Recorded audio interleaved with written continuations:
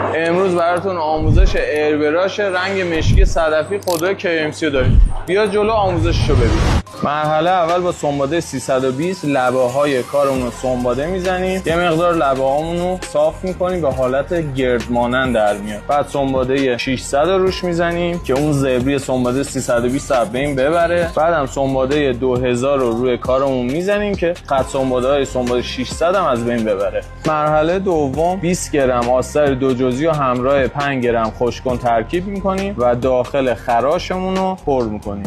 این کار رو اونقدر انجام میدیم که داخل خراشمون کاملا با آستر دو جزئی پر بشه.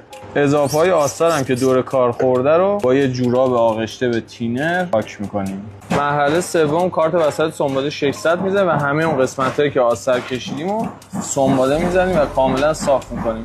اضافه های دور کارمون هم با یه دستمال